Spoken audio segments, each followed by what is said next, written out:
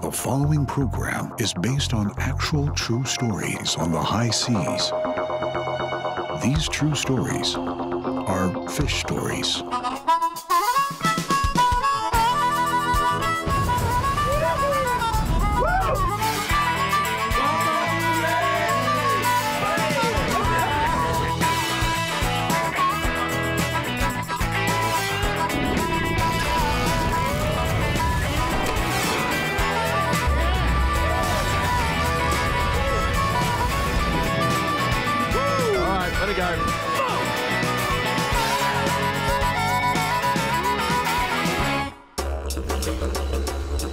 Spending 10 to 14 hours in the air to get to Australia to try to catch the biggest fish in the world. Not a problem. Ken Corday is on one of the trips of his life. First to Sydney to take care of a little business. You're listening to Nights with John Stanley here on 3AW, 2GB, 4BC, 2CC, stations up and down the east coast of Australia. Now, you can see it right now on Foxtel and on Channel 9, Days of Our Lives, which has been part of so many people's lives. Then a little fun and relaxation before popping up to Cairns, and then to Cooktown, a little village that serves as the gateway to Big Black Marlin. You go to Australia for black marlin,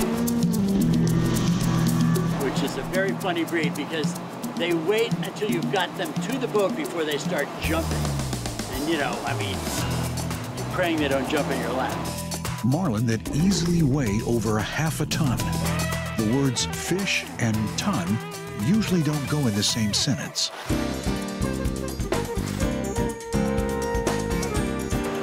The 47-foot tradition, piloted by Captain Tim Richardson, makes a beeline to the team's home base near the Reef. A super yacht, moored just inside of a string of massive ribbon reefs.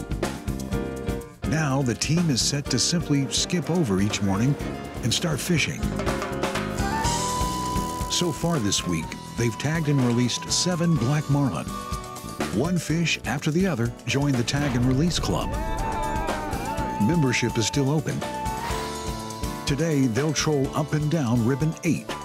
There's been a lot of radio chatter lately, and there's been quite a few bites.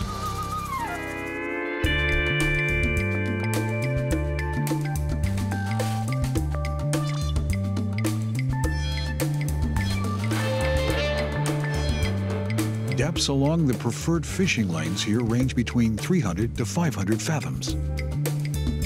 Our bait today is a Spanish mackerel. Crewman Thompson Brown wants this fish to be flexible so it looks like it's swimming rapidly or in trouble, enough to excite a predator. The wolf pack is here, looking for big black. It's about 3 in the afternoon. It's their favorite time to eat. Within an hour, it's off to the races.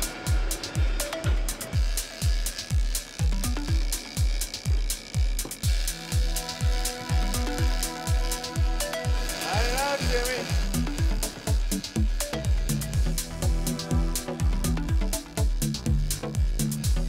Ken works this fish hard, and it doesn't take him long to bring him up to leader.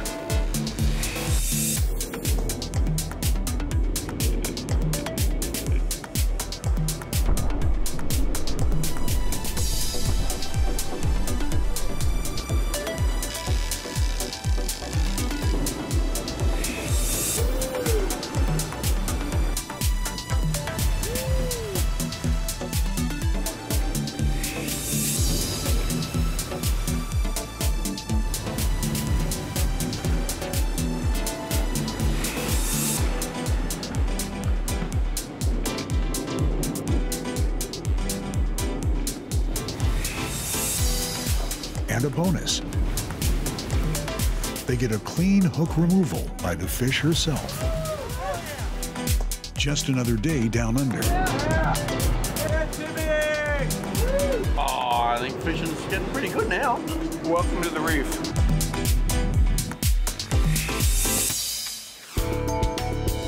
Coming up, Dan Dorr has his work cut out for him on Hawaii's Kona coast.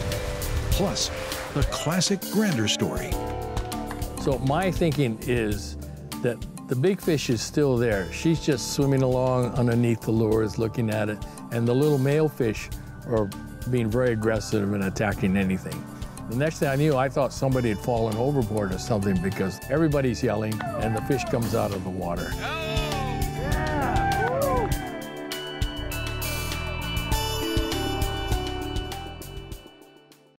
Marlin Quest is brought to you by Airmar Technology, the leaders in chirp transducer technology, and by the Royal Kona Resort, an oceanfront landmark in the heart of Kailua Kona, Hawaii. You've already made a great choice in electronics. Now, achieve sonar superiority with an Airmar chirp transducer. Advanced chirp technology that can find them in wrecks and find them in the depths. That's sonar superiority by Airmar. At Release Marine, our custom woodworking facility specializes in handcrafted sport fishing equipment and yacht furniture. Quality, durability, imagination. Release Marine. Always lead, never follow.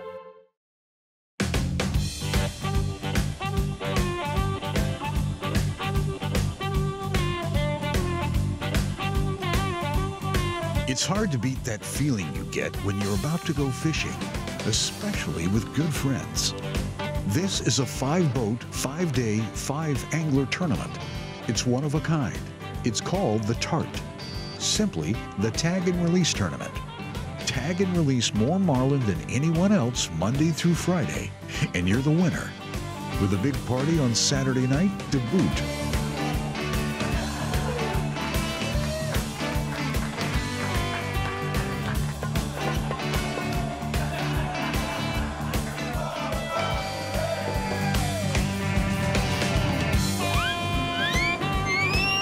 Start fishing. Captains jockey for prime position in the fishing grounds ahead.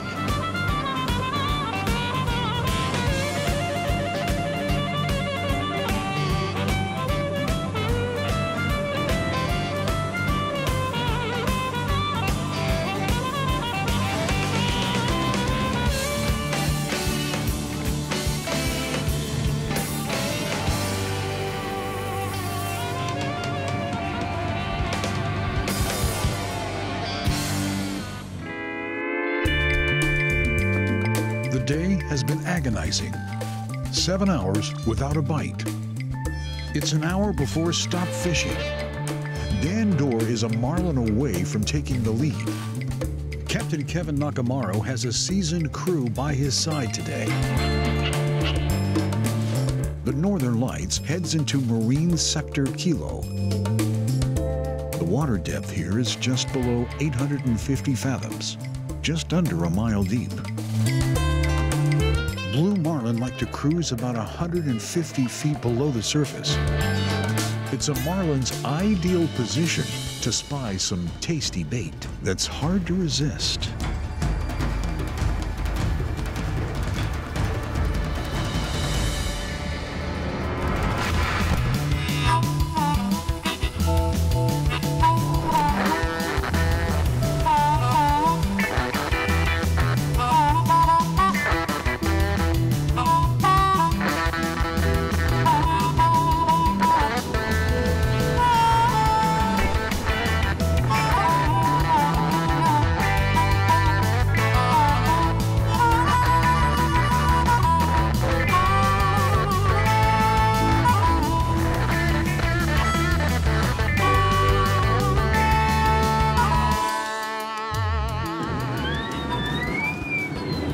Stop fishing, guys. Stop fishing. Stop fishing. Since Dan was hooked up during regulation fishing time, he can still pull in this fish.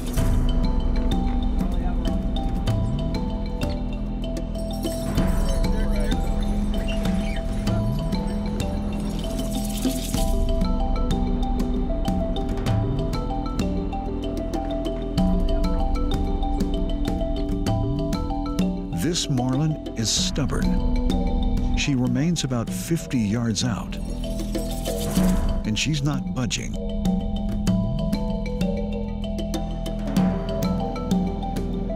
Finally, Wireman Matt Bowman grabs the leader.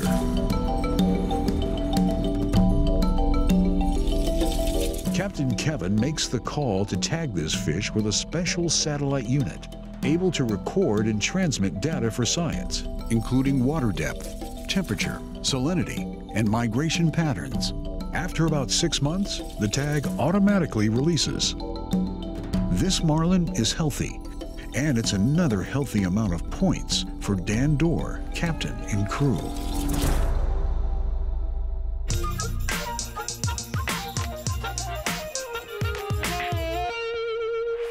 Hey, Captain, what's the best time and place to catch marlin? That's the second question I get before every trip, right after, how's your morning? The best time to fish for marlin in Hawaii is any time you get the chance. We are very lucky to have marlin here year-round, and therefore, Hawaii is also one of the best places to fish for marlin. In other places, it's very seasonal, with marlin only coming in for a few months during the summer when the water is warmer. As far as when marlin tend to bite more, remember that marlin and other fish are very tide and moon oriented. Marlin are most active and more likely to bite during the rising tide, with the peak bite coming at high tide.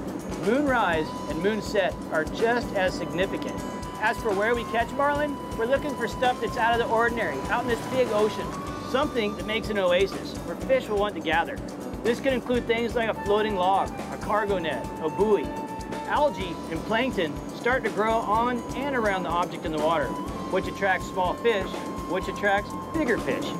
We also look for surface activity, such as bait fish, birds on the surface, porpoise, even other charter boats congregating in an area. All these are signs that fish are around. Fishermen, just like fish, tend to hang near structures. And by structures, I mean wherever there's a seamount or a canyon ledge under the water. Even if we were in 6,000 feet of water, that change in the structure of the ocean floor causes the water to upwell towards the surface, bringing nutrient-rich deep sea water to the top, which attracts marlin. We watch the currents, color of the water, and water temperature as well. And marlin prefer temperatures of 76 to 86 degrees, so even a small temperature change can affect where the marlin are. Even with all this science, you still have to remember, we're trying to outsmart a creature that survives purely on instinct, and instinct often wins over knowledge.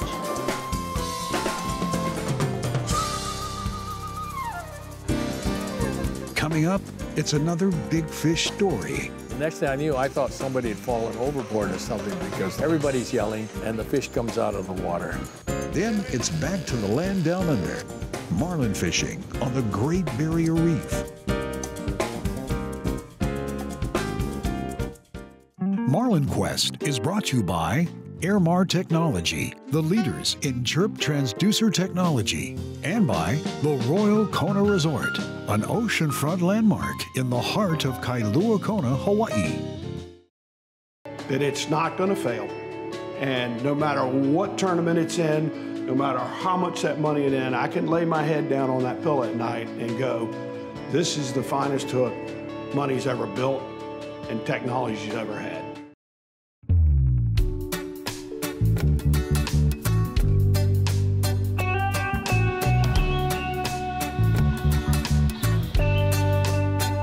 What makes the Hawaiian Islands truly special is not only the stunning natural beauty or vibrant culture, it's the deep-rooted relationship that connects them. The Malama Hawaii program allows visitors to give back to the land, ocean, and community, experiencing Hawaii in unique and fulfilling ways.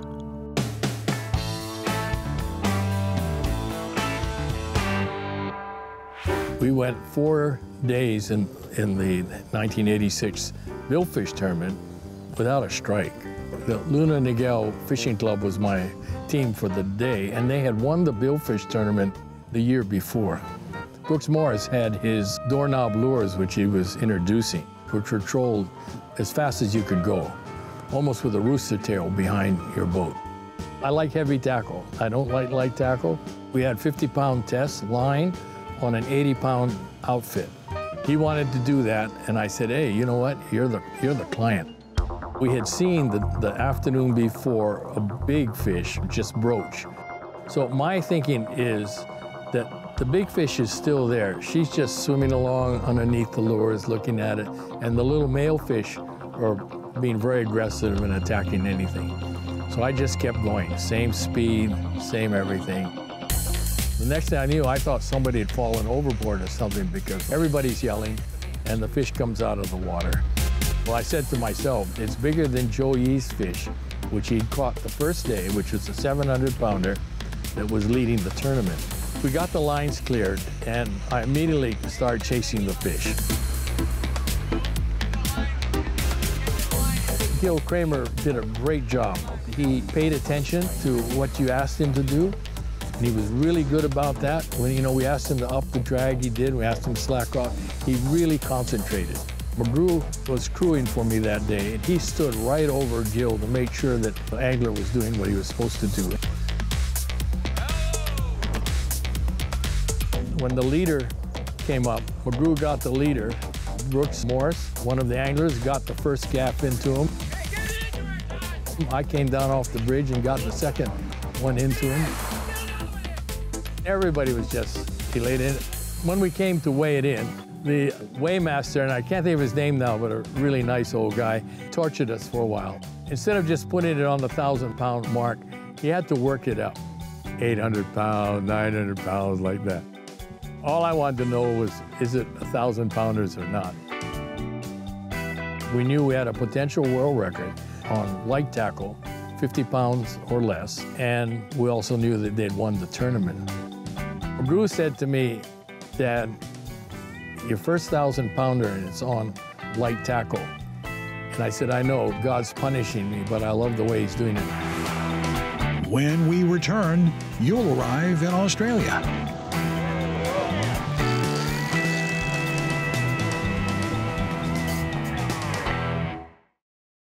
You've already made a great choice in electronics. Now, achieve sonar superiority with an Airmar chirp transducer. Advanced chirp technology that can find them in wrecks and find them in the depths. That's sonar superiority by Airmar.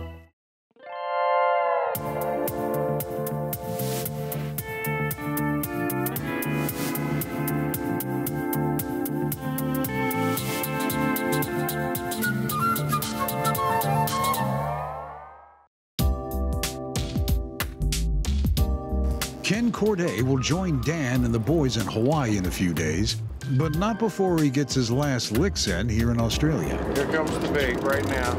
First, some warm-up.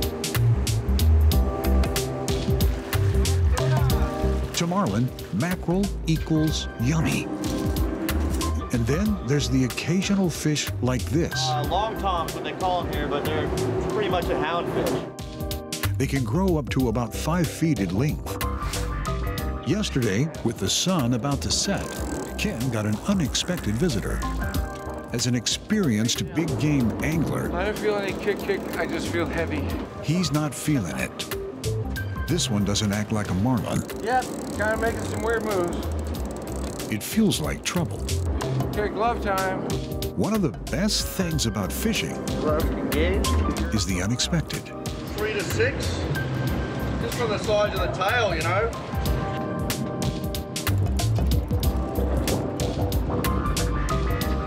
All right, there's the leader. And let's figure out what the hell's going on here. The hell is this? Hammerhead, dude. Yeah. Big ass shark. Catching a hammerhead is uncommon for rod and reel, but it's never dull. Hammerhead sharks are found worldwide in warmer waters. The largest ever recorded was 20 feet long. One nearly 1,000 pounds. This one is a teenager, important to the reef's ecosystem. So it's time to go back home.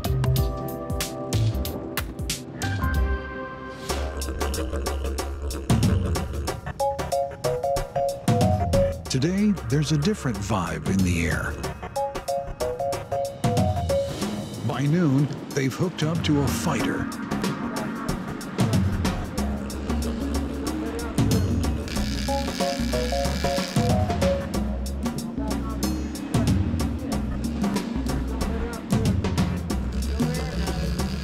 Ken reels in this black marlin in no time,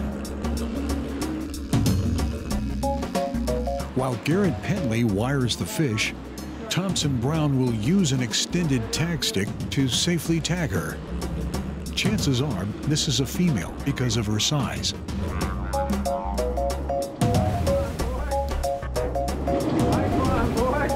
Every black marlin is born as a female, with about half eventually morphing to male.